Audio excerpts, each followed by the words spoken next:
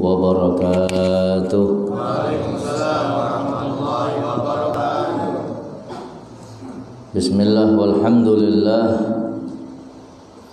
wassalatu wassalamu ala khairi khalqillah Sayyidina Muhammad ibn Abdullah wa ala alihi wa sahbihi wa man tabi'a sunnatahu waqtada bihudah. Subhanaka la ilma lana illa ma 'allamtana innaka antal alimul hakim. Rabbi shrah li sadri wa yassir li amri wahlul 'uqdatam min lisani yafqahu qawli wasaddid lisani wahdi qalbi bihaqqil qur'anil azim wa rasulil karim sayyidina Muhammadin wa ala alihi wa sahbihi ajma'in, amma ba'd. Alhamdulillah, segala puji bagi Allah, Zat yang telah memberikan kita nikmat yang tiada terhingga. Saking banyaknya nikmat yang Allah berikan kepada kita sampai kita tidak bisa menghitungnya. Nikmat yang Allah berikan secara terus-menerus, mulai dari bangun tidur sampai tidur kembali, bahkan tanpa kita minta Allah memberikan kepada kita. Maka itu sudah selayaknya rasa syukur ini atau perwujudan syukur ini kita haturkan kepada Allah sebagai rasa terima kasih atas nikmat yang Allah berikan kepada kita. Sebab hadirin, mengingatkan syukur semacam ini satu hal yang penting. Sebab banyak dari kita terkadang lalai akan nikmat yang Allah berikan kepada kita. Padahal sudah menjadi keyakinan bagi kita semua yang ada pada diri kita, semua yang nempel dalam diri kita, jiwa, raga, zahir, batin, rizki yang hissi maupun maknawi, rizki yang nyata bentuknya maupun yang tidak nyata, ini semua pemberian dari Allah Subhanahu wa ta'ala. Wajib kita syukuri ya. Maka itu setiap kita ketemu, maka jangan bosan untuk mendengarkan nasihat tentang syukur. Sebab kita pun banyak lalai kepada Allah Subhanahu wa ta'ala. Kita berharap rasa syukur yang kita wujudkan dengan ucapan alhamdulillah, yang kita wujudkan dengan ibadah kepada Allah Subhanahu wa ta'ala, yang kita wujudkan dengan amal soleh, mudah-mudahan diterima oleh Allah. Amin. Dan menjadikan Allah memberikan tambahan nikmat untuk kita semua. Amin ya rabbal alamin. Salawat beserta salam semoga Allah curah limpahkan kepada junjungan kita baginda agung Nabi Muhammad sallallahu alaihi wasallam, juga kepada keluarganya, para sahabatnya serta pengikutnya sampai yaumil qiyamah. Ikhwani wa akhwati rahimakumullah, kaum muslimin wal muslimat yang mudah-mudahan dirahmati Allah Subhanahu wa taala. Sampailah kita kepada bab baru di kitab Riyadhus Shalihin ini, babun fil amri bil ma'ruf wan nahyi 'anil munkar. Bab tentang amar ma'ruf nahi munkar. Amar ma'ruf itu artinya apa? Memerintahkan kebaikan. Nahi munkar artinya apa? Mencegah kemungkaran. Apa itu kemungkaran? Perbuatan-perbuatan buruk menurut syariat agama. Sebab ada satu perbuatan yang menurut syariat agama itu buruk, tapi menurut adat nggak buruk. Ada lagi sebaliknya. Mungkin menurut adat istiadat satu hal yang kurang bagus atau buruk, tapi di syariat adalah satu hal yang baik. Jadi perbuatan buruk di sini timbangannya adalah syariat. Ya, jadi bab yang akan membahas tentang amar ma'ruf nahi mungkar. Seperti biasa akan kita bacakan terlebih dahulu dan diawali dengan beberapa ayat dalam Al-Quran. Nah, kita dengarkan, kita renungkan, dan kita pahami serta kita amalkan dalam kehidupan sehari-hari.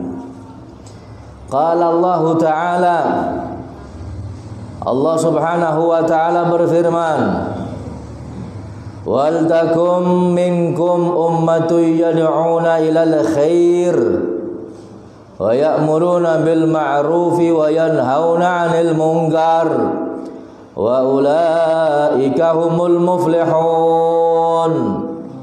Allah berfirman dalam Al-Qur'an, wal takum minkum, seyogianya, seharusnya ada di antara kamu yang menjadi satu umat atau satu golongan yad'una, yang menyeru, mengajak ilal khair, kepada kebaikan.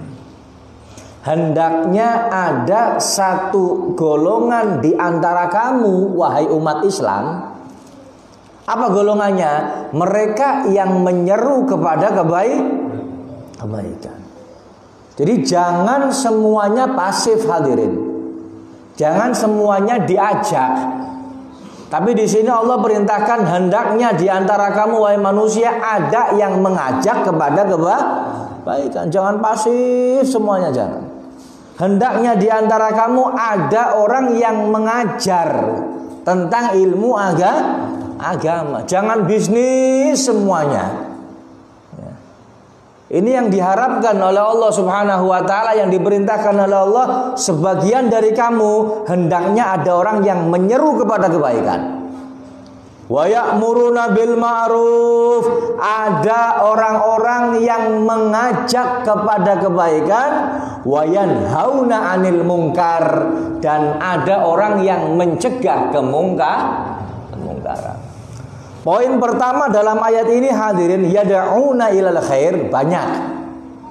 Kata nama boten? Orang mengajak kebaikan banyak enggak? Banyak. Hadirilah, jangan lupa nanti malam pengajian malam Selasa di Masjid Zainal Fajri, diumumkan media sosial geger. Mengajak kepada kebaikan. Wa ya'muruna bil ma'ruf, memerintahkan kebaikan pun banyak. Ayo sholat, ya, ayo sholat 5 waktu, ya, atau mungkin yuk zakat, ayo haji, banyak, hadirin. Nah, ini yang ketiga, wa yanhauna 'anil munkar, yang mencegah kemungkaran. Ini yang sedikit, hadirin. Dan tidak ada orang, mungkin mungkin orang merasa takut untuk masuk yang ketiga ini. Wa yanhauna 'anil munkar. Seharusnya ada sebagian dari kamu yang mencegah kemungkaran. Ngajak kebaikan banyak, hadirin. Semua orang ngajak kebaikan. Yang mana kan ngaji karena kalau kamu mau ibadah di masjid, mau ini, mau itu, banyak, hadirin. Mencegah keburukan, mencegah kemungkaran, ini yang sedikit. Kenapa? Sebab kalau orang sudah berbicara tentang nahi mungkar, mesti akeh musuhi. Pasti banyak musuhnya. Entah musuh secara zahir maupun musuh secara batin. Entah terang-terangan ataupun di belakang musuhi, pasti ada. Kalau orang yang mengajak kebaikan, wah, bakal dipuji, hadirin. Wah, masya Allah, itu orang, ya, ngajak sholat, ini itu, masya Allah, bakal dipuji sama orang. Tapi giliran mencegah kemungkaran, maka banyak dicaci, banyak dimaki, bahkan tidak sedikit dibunuh. Na'udzubillahi min dzalik. Kalau ada orang ngajak, wah, masya Allah, banyak yang muji, hadirin. Oh, ayo hadirin, pada ngaji, pada sholat. Kamu sekalian, awas jangan pacaran. Awas nih pacaran. Wah, nahi mungkar nih. Pacaran kondak. jejak misalkan, kontak, tonjol kon misalkan. Wah, kayak keras nemen nggih. Ini seperti ini seperti itu. Ya. Ketika mengajak dialem, tapi ini ketika melarang. Ki ngertine agama ki separo-separo kayak prasmanan, sing enak dijukut, yang enggak suka ditinggal. Enggak seperti itu hadirin. Agama ini terdiri dari amar ma'ruf, nahi mungkar, dan enggak bisa dipisahkan amar ma'ruf, nahi mungkar. Paham ya? Cuman nanti ada kriteria-kriteria ya, supaya amar ma'ruf nahi mungkar kita ini benar sesuai dengan syariat ya. Jangan sampai kita beramar ma'ruf dengan cara yang mungkar, begitu pula nahi mungkar dengan cara yang mungkar. Amar ma'ruf dengan cara yang ma'ruf, nahi mungkar dengan cara yang ma'ruf. Nahi mungkarnya caranya yang baik. Amar ma'ruf ngajak kebaikan dengan cara yang baik, nahi mungkar dengan cara apa? Yang baik juga. Maksudnya bagaimana? Harus tahu situasinya, harus ngerti siasatnya. Jangan sampai kita nahi mungkar dengan cara yang mungkar. Akhirnya apa?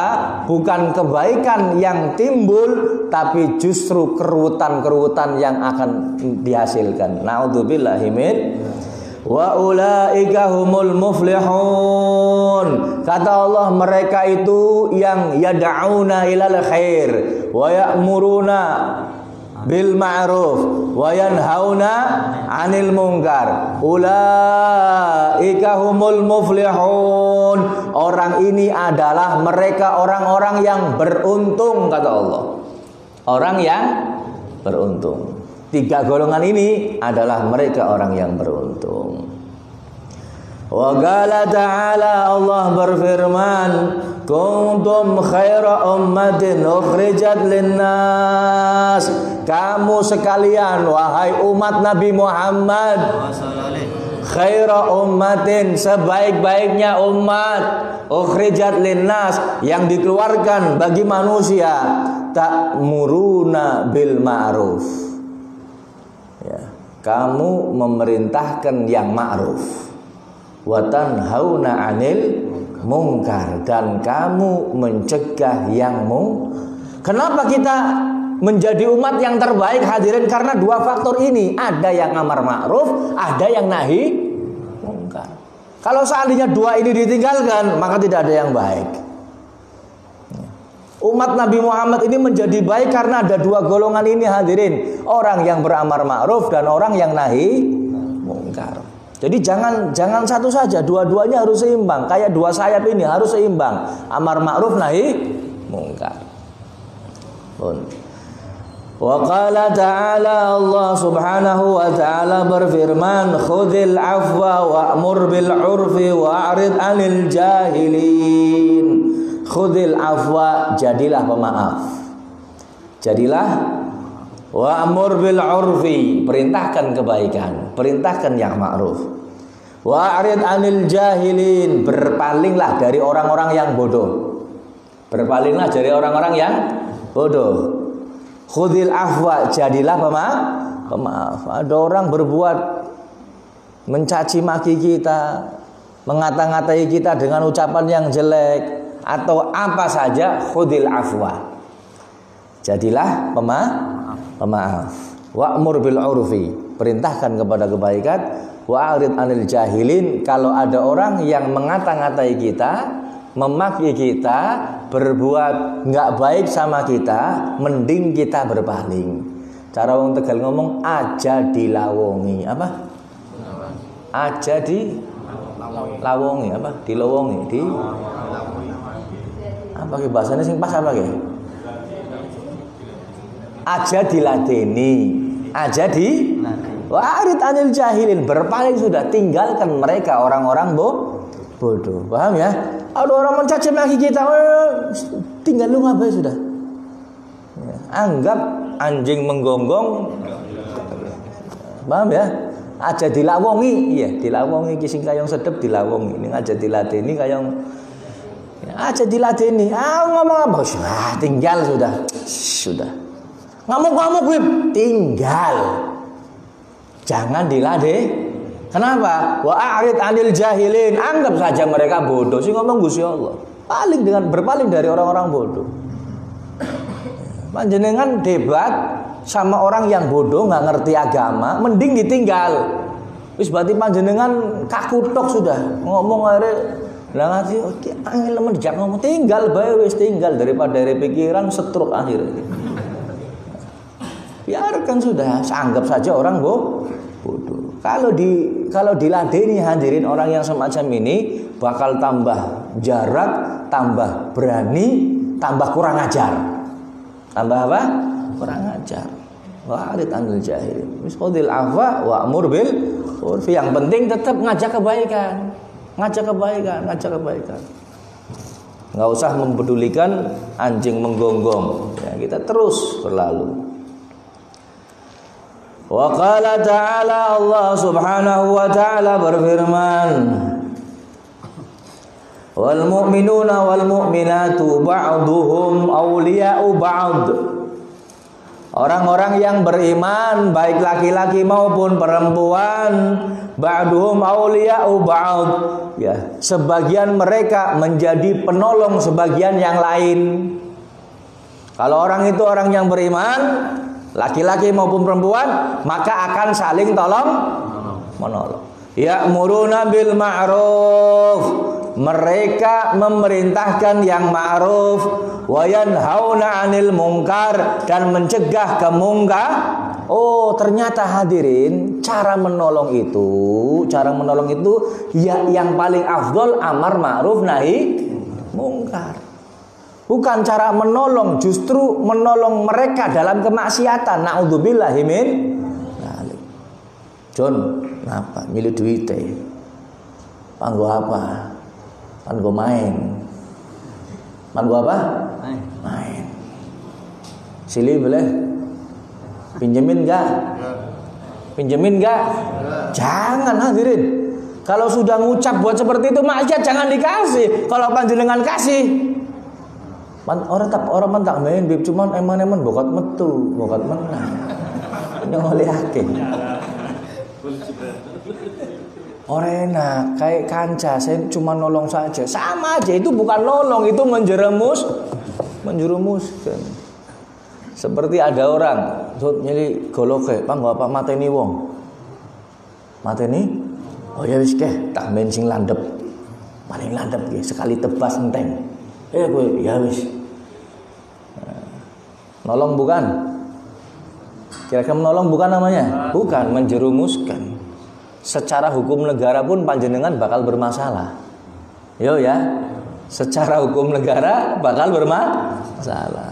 Nah, ini bukan tolong-menolong. Tolong-menolong yang benar hadirin amar ma'ruf nahi mungkar.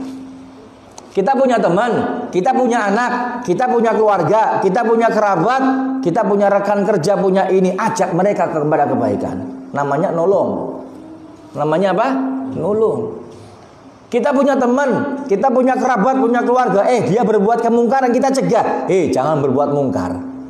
Dia mau melakukan kemungkaran, dicegah. Ini namanya tolong menolong. Dan kalau ini resep hidup hadirin, rumus hidup, kalau panjenengan ada orang yang sering mengkoreksi panjenengan ketika panjenengan salah, orang itu sering ngomongi panjenengan ketika panjenengan berbuat mungkar, maka pegang erat-erat teman yang model seperti ini. Sebaliknya, kalau ada teman panjenengan berbuat dosa, berbuat mungkar kok diam saja, malah mendukung, tinggalkan. Kenapa? Sebab akan selalu mendukung panjenengan dalam perbuatan mungkar. Na'udzubillahi min. Tapi kalau ada teman ngajak panjenengan, sering menasehati, ngomongi, kita berbuat salah dinasehati, diomongi, dicegah dari kemungkaran, maka teman ini baik, jangan tinggalkan. Jangan tinggalkan. Paham ya? Tapi ini nyemen iki ben, wis lakoni sementing kon seneng. Nyemen wis lakoni. Teman yang seperti ini tinggal saja sudah. Karena teman ini enggak baik.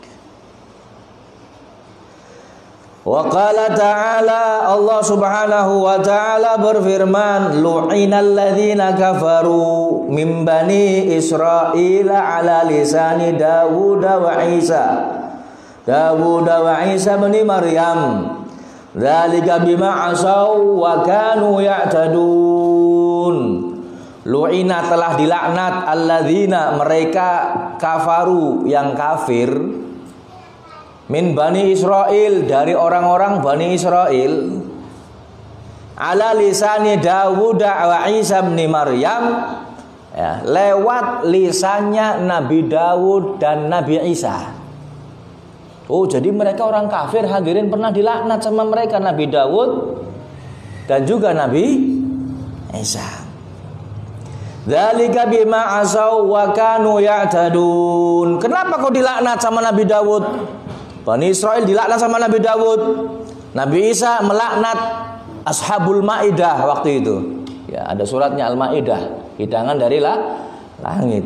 Kok melaknat? Kenapa? Karena kedurhakaan yang mereka lakukan sudah melampaui batas. Kaumnya Nabi Dawud yang durhaka dirubah menjadi kera, ya, satunya dirubah menjadi khinzir. Na'udzubillahi min dzalik. Ya, kita teruskan ayatnya dulu. Kanu la yatanahawna an munkarin fa'alu labi'sa ma kanu yaf'alun. Mereka, kenapa kok sampai mereka melampaui batasnya seperti apa? Perbuatan dosa mereka itu apa? Kanu la yatanahawna an munkar. Mereka tidak mau saling mencegah perbuatan mungkar. Ada temennya berbuat mungkar, padahal dianya nggak melakukan, tapi dia diam saja. Ada terang-terangan orang ini meninggalkan sholat, nggak dilarui. Dilarui bahasa Indonesia apa? Nggak dinasehatin, dia diam saja. Jadi nggak ada saling mencegah kemungkaran yang mereka perbuat. Labi sama kanu yaf'alun. Sangat buruk apa yang mereka kerjakan. Sangat buruk apa yang mereka kerjakan. Kita ceritakan satu persatu hadirin. Cuman untuk ayat ini saya ceritakan ceritanya Nabi Dawud dulu. Bani Israel. Ceritanya Nabi Dawud. Ya, jadi Bani Israel ini hadirin, ya, punya larangan untuk cari ikan di laut setiap hari apa? Sabtu. Setiap hari apa? Sabtu. Jadi setiap Sabtu niku prei. Jadi mereka Bani Israel itu liburnya setiap hari Sabtu. Kalau Nasrani Minggu, Ahad, prei juga. Sekarang yang libur Jumat apa Sabtu Minggu?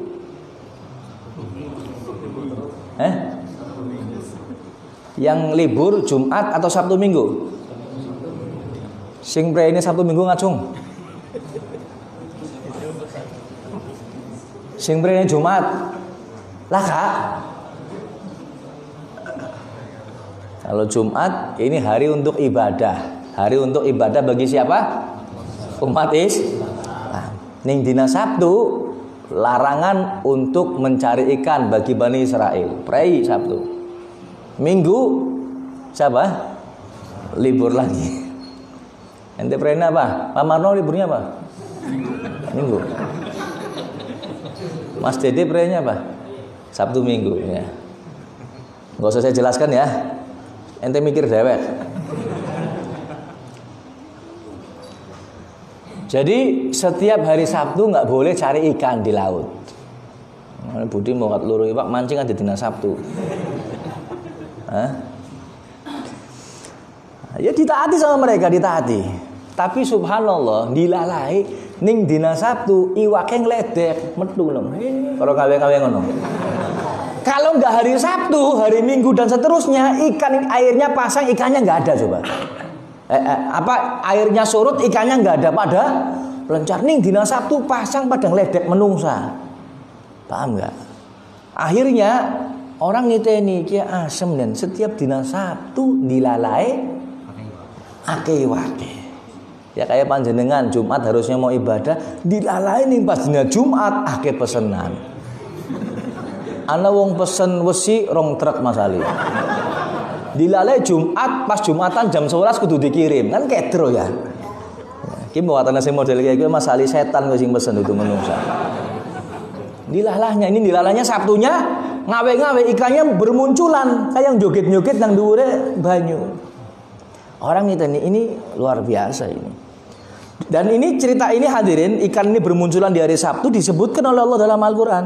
Haitanuhum yauma sabtihim syurra'an wa yauma la yasbituna la ta'tihim kadzalika nabluhum bima kanu yafsukun. Di waktu datang kepada mereka ikan, ya, ikannya datang itu, mereka terapung-apung di permukaan air.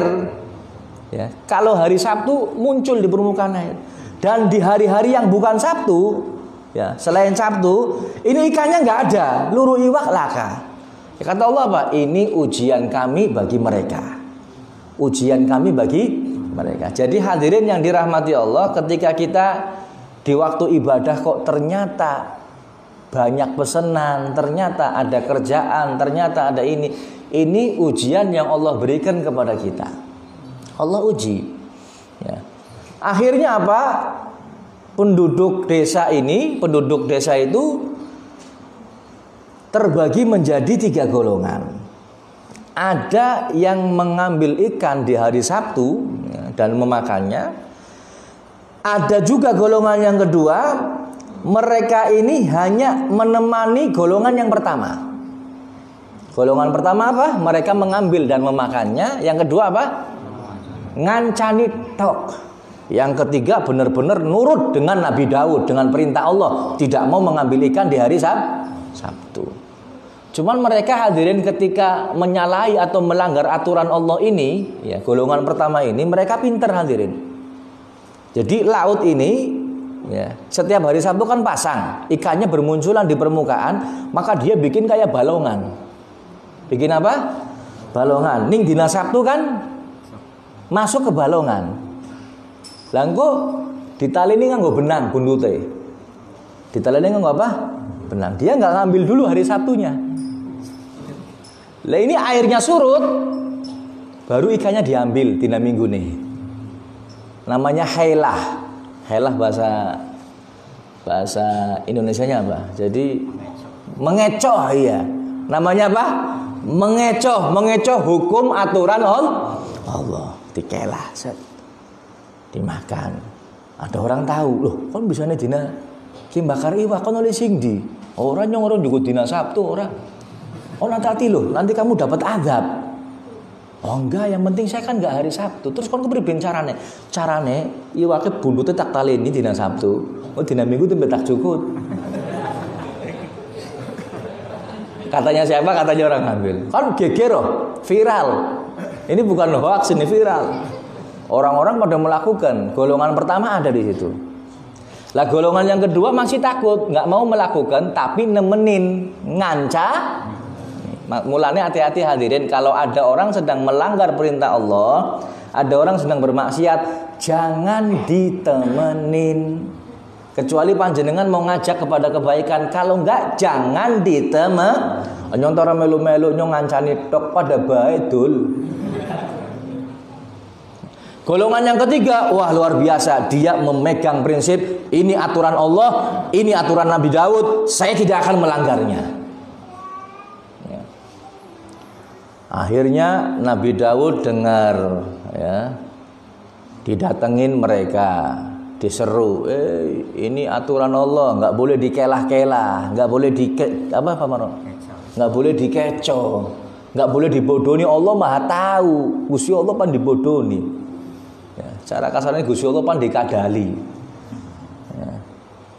Akhirnya diperingatkan oleh Nabi Daud. Kon bisa diperingatkan, kamu kok nggak mendengarkan? Kamu itu seperti kera. Seperti apa? Kera. Akhirnya diomongin kayak gue tambah jarak ini golongan pertama. Oh iya, saya kera. Terus mau apa kamu? Emang apa urusan kamu? Saya benar saya kera. Nah di situ akhirnya didoakan oleh Nabi Daud. Ini kaumnya yang nggak mau ini, Pak. Kaumnya yang nggak mau nurut namanya kaum Ailah. Kaum apa? Ailah, ya, kaum Ailah. Akhirnya Nabi Daud berdoa, Allahumma al'anhum waj'alhum ayatan famusihu kirodatan. Ya Allah, laknat mereka dan jadikan mereka sebagai bukti, sebagai tanda kebesaran-Mu, supaya tidak diikuti oleh umat yang lain. Ya, maka akhirnya mereka dirubah menjadi kera. Sebelum dirubah menjadi kera, hadirin, ini golongan yang ketiga, karena takut, benar-benar takut kepada Allah Subhanahu wa taala, dia ini pindah di satu daerah, memisahkan diri dari mereka, kemudian membuat batas daerah tersebut supaya orang-orang yang melanggar itu tidak masuk ke daerahnya. Ditongakna Nabi Daud, hadirin, ternyata besok paginya menjadi kera, benar-benar menjadi kera. Benar-benar menjadi kera. Besok. Keesokan harinya ketika orang-orang itu yang melanggar, termasuk golongan yang kedua ini pun menjadi apa? Kera. Padahal kur ngancani tok mamarno dadi kera. Ya. Akhirnya kok nggak ada terdengar orang ngomong lagi ini di yang golongan yang ketiga ini. Kok nggak ada yang dengar lagi ini? Orangnya pada kemana? Tadi kemarin teriak-teriak makan pesta pora, kok nggak ada? Setelah pembatas desanya itu dibuka oleh kaum yang ketiga, dilihat ternyata mereka sudah menjadi kera. Ya. Ada yang ditanya, kon sing ngarane Bejo? Mohon maaf barangkali ada yang namanya sama. Iya, mantuk-mantuk dok, iya. Kon sing ngarane Marno misalnya. Misalkan ini Pak Marno, ya. Kon sing ngarane Eko, mantuk-mantuk. Tapi wis syarat. Nah, ternyata benar hadirin, mereka menjadi kera. 3 hari mereka hidup, kemudian semuanya binasa mati. Ini karena mereka melanggar aturan. Ya, yang ironisnya, yang nemenin saja ini ikut-ikut kecipretan. Makanya perbuatan dosa, hadirin, jangan sampai membantu perbuatan dosa atau maksiat, sekalipun hanya menemani saja, sebab dampaknya akan sama. Misal, nah, panjenengan duduk di satu kelompok, ya, di satu kelompok itu misalkan bandar narkoba besar, jenengan nggak paham, lagi marani kancane, ada satu urusan, duduk di situ, pas di mana hari itu hari penggerebekan, kira-kira panjenengan melu dicekel boleh? Di penjara enggak? Bakal di penjara. Ya, nanti keputusannya ada di pengadilan. Ini bonyok dingin panjenengan tembe diadili tembe metu. Itu pun kalau panjenengan bisa ngelah. Kalau enggak, ya akhirnya bonyok ikut-ikutan orang yang kena masalah. Paham ya? Jadi seperti itu, hadirin.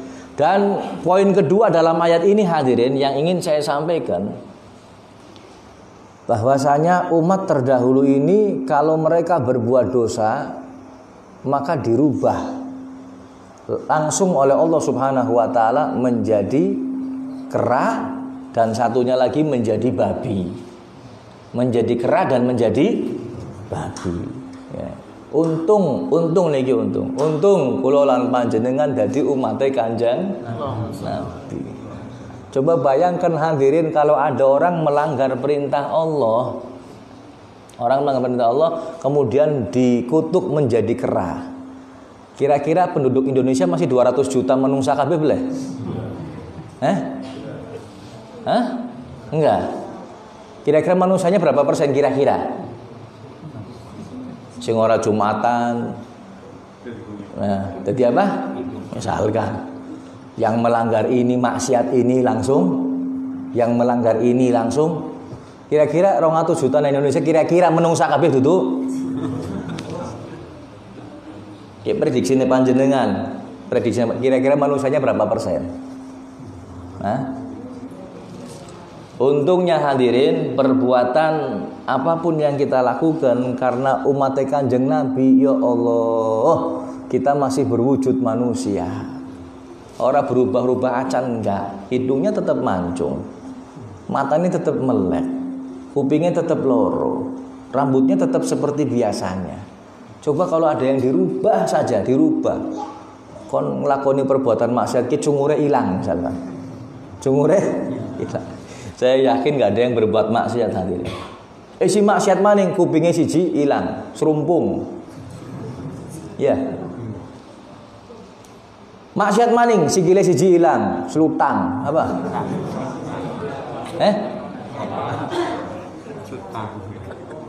Macam-macam sudah. Ya, ini alhamdulillah ya Allah. Makanya hadirin panjenengan jadi umat Nabi Muhammad bersyukur. Jadi umatnya Kanjeng Nabi. Ya. Makanya jangan salahkan kalau ada orang mewujudkan rasa syukur menjadi umat Nabi Muhammad, bikin peringatan Maulid besar-besaran. Kenapa? Alhamdulillah jadi umatnya Kanjeng Nabi. Bisa bayangkan enggak kalau kita bukan umat Nabi Muhammad kemudian diperlakukan seperti ini oleh Allah Subhanahu wa taala. Lemurip panjenengan jadi misalkan maaf jadi kera, jadi kunyuk, kemudian urip nandalan wani tuku rokok nandalan. Alhamdulillah jadi umatnya Kanjeng. Sekalipun perbuatan dosanya kadang-kadang lebih parah daripada umat terdahulu. Tapi masih ajek. Ini umat Nabi Muhammad. Diberi keringanan, diberi rukhsah, diberi hukum syariat yang paling ringan. Diberi hukum syariat yang paling ringan. Ya alhamdulillah. Makanya beruntung kita jadi umat Nabi Muhammad. Dan mudah-mudahan rasa syukur ini bisa terus kita wujudkan dalam hal apapun hadirin. Baca sholawat, taat dengan peraturan Nabi, hidupkan sunnah Nabi. Bentar lagi kita mau acara maulid, kita makmurkan acara-acara tersebut sebagai rasa wujud cinta kita kepada baginda agung Nabi Muhammad sallallahu alaihi wasallam. Ya. Wa qala ta'ala, dan Allah berfirman, wa qulil haqqu mir rabbikum, dan katakan al-haq, yang hak, yang benar, min rabbikum, berasal dari Tuhanmu Allah Subhanahu. Katakan bahwa yang benar adalah dari Tuhanmu. Faman syaa falyu'min wa man syaa falyakfur. Barang siapa yang pengen iman, silahkan beriman. Dan barang siapa yang mau kafir, biarkan. Biarkan. Siapa yang beriman, beriman sudah. Tidak ada paksaan hadirin. Masuk agama Islam, beriman kepada Allah, nggak ada paksaan. Kita nyeru, kita ngajak mereka, nggak mau ya sudah. Mau jadi orang kafir, nggak masalah. Bukan nggak masalah, urusan mereka, bukan urusan kita. Yang penting sudah ngajak. Wa qala ta'ala fasda' bima tu'mar. Fasda', sampaikan dengan terang-terangan, bima tu'mar, atas apa yang telah diperintahkan atau diperintahkan kepadamu. Sampaikan secara terang-terangan ya, dengan apa yang sudah diperintahkan kepadamu. Wa a'rid 'anil musyrikin, dan berpalinglah dari orang-orang musyrik. Jadi sampaikan hadirin terang-terangan. Kita muslim, alhamdulillah saya muslim. Sampaikan, sholat wajib, zakat wajib bagi yang mampu, haji pun demikian. Terus ini yang hak, ini yang batil, ini yang benar, ini yang salah. Urusan mereka nggak mau ngikutin kita, urusan belakang. Tugas kita menyampaikan. Saya tugasnya hadirin ngasih nasihat sama panjenengan. Ya, jenengan mau ngikutin, monggo. Nggak ngikutin, bukan urusan saya. Bukan urusan saya. Yang penting sudah disampaikan. Wa qala ta'ala, Allah berfirman, anjaynal ladzina yanhauna 'anis su'i wa akhadnal ladzina zalamu bi'adzabin ba'isin bima kanu yafsuqun. Kami Allah menyelamatkan mereka yang mencegah dari keburukan, dan kami siksa mereka yang berbuat zalim dengan azab yang keras atas apa yang mereka perbuat, yaitu perbuatan fasik. Jadi hadirin yang dirahmati Allah, siapa yang mau mengajak kepada kebaikan dan mencegah kepada keburukan, maka akan diselamatkan oleh Allah Subhanahu wa taala. Kapan waktunya akan diselamatkan oleh Allah Subhanahu wa taala? Kita ingat ceritanya Nabi Musa alaihi salam. Nabi Musa nahi mungkar juga, betul nggak? Kamu bukan Tuhan. Kon dudu Gusti Allah. Kamu bukan pangeran. Ya, berani dia menyatakan terangan. Yang lain mungkin percaya, yang setengahnya lagi mungkin menjilat, yang setengahnya lagi mungkin takut. Tapi Musa nggak takut, karena utusan Allah Subhanahu. Dia sampaikan kebenaran di hadapan Firaun. Kamu bukan Tuhan. Ya. Dikejar, diancam, dibunuh, tetap. Tapi Allah menyelamatkan Nabi Musa. Begitu pula Allah menyelamatkan nabi-nabi yang lain. Karena apa? Karena mereka nahi mungkar, mencegah kemungkar, diselamatkan oleh Allah. Insya Allah siapapun yang mencegah kemungkaran maka akan diselamatkan oleh Allah Subhanahu wa taala. Minimal hadirin, minimal. Nanti akan dijelaskan dalam penjelasan hadis-hadis di bawah ini. Minimal hadirin hati kita ingkar. Ini saya kasih tahu. Minimal hati kita ingkar. Tahu ingkar? Ingkar artinya apa namanya? Menolak kemungkaran. Ya. Nabi Muhammad bersabda, siapa di antara kamu yang melihat kemungkaran maka rubahlah dengan tangan. Ya. Maksudnya langsung to the point. Ada maksiat, hajar. Ada maksiat, hajar. Ada ulama yang memberikan makna maksudnya dengan tangan ini adalah dengan kekuasaan. Ya, sebab dengan kekuasaan ini lebih apa? Lebih bermanfaat. Misal Pak Marno, anak lokalisasi apa? Lokalisasi, iya Pak Marno, benar. Ya, yang jaga apa namanya? Bodyguard sehingga awalnya gede-gede. Ya, backupnya luar biasa, sudah bukan dari menungsa saja, kalau gym dan kirang atau sudah. Kita punya kekuasaan, kekuasaan, tanda tangan surat penutupan tempat. Dengan ini saya bupati, saya wali kota menutup tempat tersebut. Kalau sampai melanggar perintah maka akan dihukum dengan perpres atau dengan undang-undang atau dengan pasal KUHP ini atau dengan perda ini atau dengan ini hukumannya maksimal 100 tahun dan denda maksimal 10 triliun. Tanda tangan, dicap stempel, masukkan. Nggak perlu ngrebek, nggak perlu apa? Ngrebek, cuman satpol pp tok, jaga rong truk misalkan, secara otomatis tutup tanpa ada perlawanan. Lebih manfaat hadirin, punya kekuasaan. Kita orang protes kadang sudah kasih nasihat, ada lagi yang dengan lisan. Kalau nggak mampu dengan tangan, dengan lisan. Nasihat ini sudah menyampaikan kabar ke anak nomor, anak kuda lari, anak togel, anak kiye. Sampaikan sudah. Iya, bus. Laka gerakannya. Tapi tanggung jawab kita sudah selesai, menyampaikan kepada yang berwenang. Nggak mau, ya sudah, tanggung jawab kita selesai. Kita nggak punya kekuasaan, bisanya kasih nasihat kepada umat, nasihat kepada pejabat. Nggak bisa, bukan urusan saya lagi, bukan urusan kami lagi, urusan mereka. Yang nanggung dosa siapa? Yang nanggung dosa ya berarti yang bertanggung jawab di wilayah tersebut, di daerah tersebut. Kita orang sudah aman sudah. Saya nggak punya kekuasaan. Ya, kecuali tanda tangannya Habibmu payu, sat langsung bubar. Nah, ini. Atau hadirin kalau dengan kekuasaan, dengan tangan, dengan lisan kita nggak bisa, fabiqalbih kata Rasulullah, dengan hati. Ini yang paling lemah, derajat keimanan yang paling lemah. Kenapa takut? Saya kalau ngelawan, saya kalau ngomong nanti akhirnya saya dipecat. SK pemecatan saya keluar. Saya mau ngomong seperti ini, mau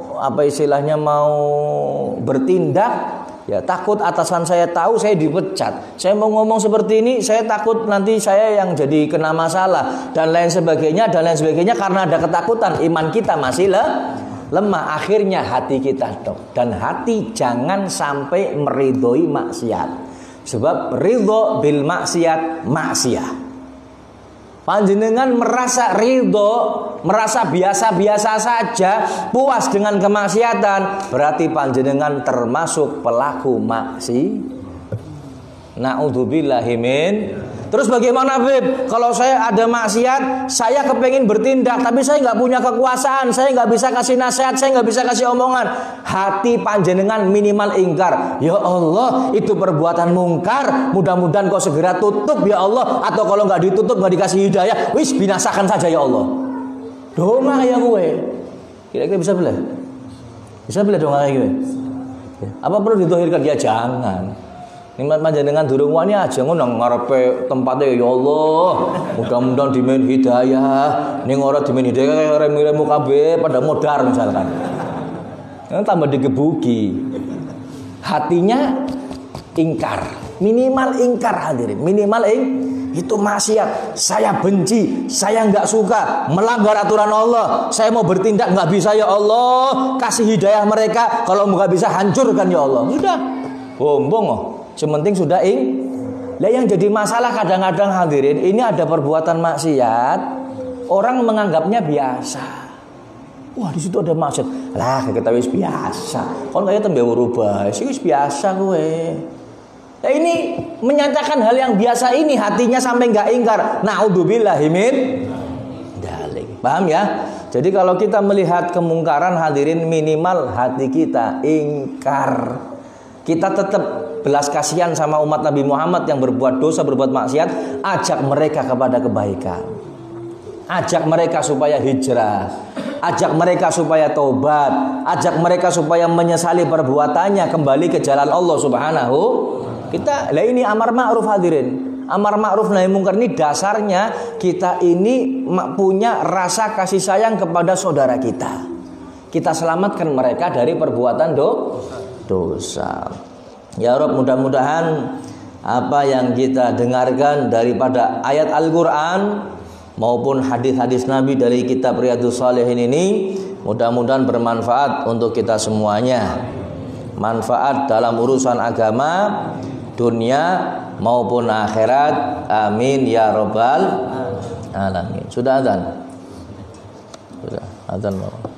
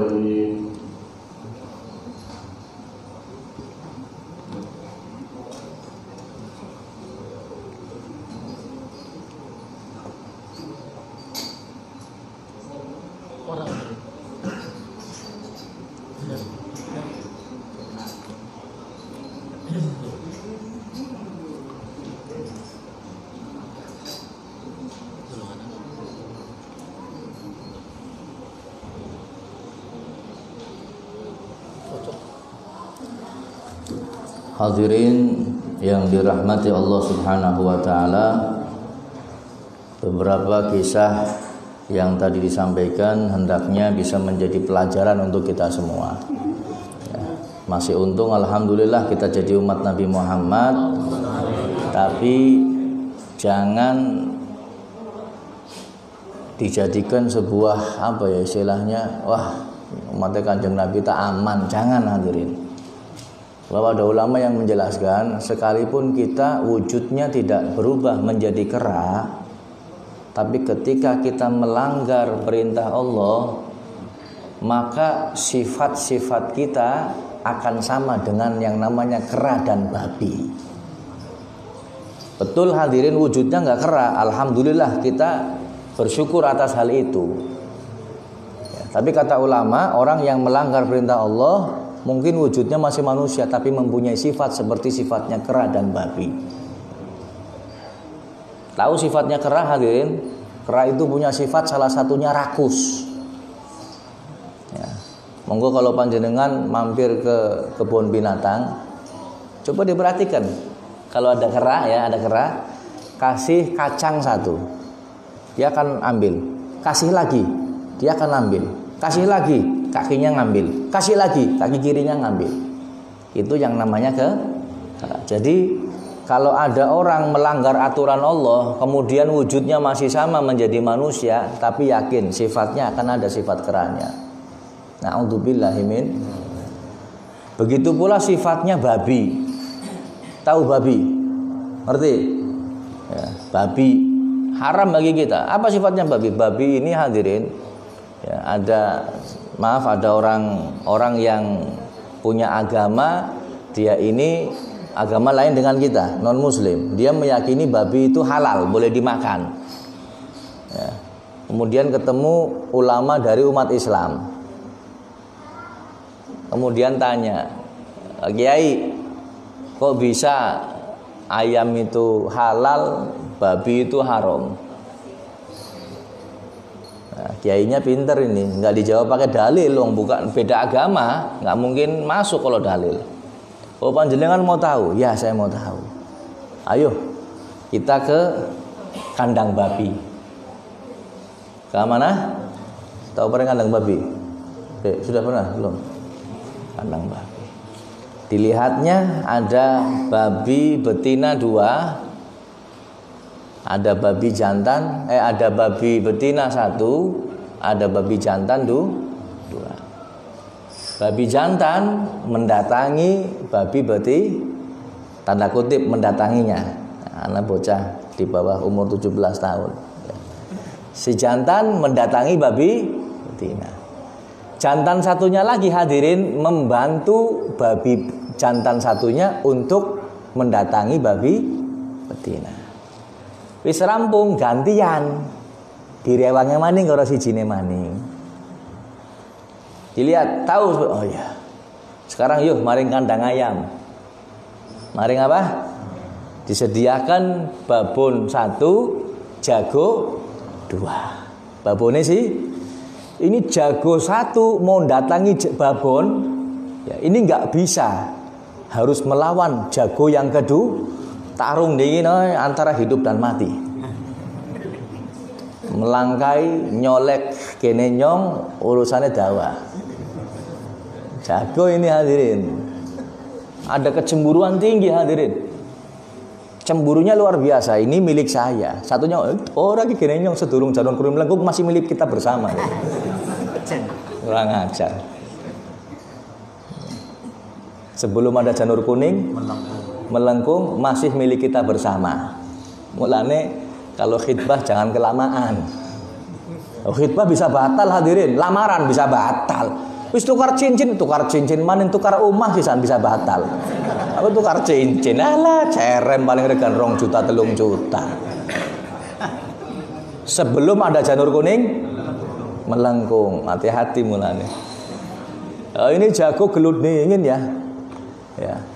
Yang ngalah sudah, sing menang sing maju. Lihat tuh sifatnya jago ini dipangan halal ya, jago karo babon. Ente lihat sifatnya babi, makanya orang yang berbuat maksiat, berbuat ini dikutuk menjadi babi, punya sifat seperti babi. Na'udzubillahi min. Salah satu sifatnya babi itu dia itu tidak ada rasa malu. Enggak ada rasa malu.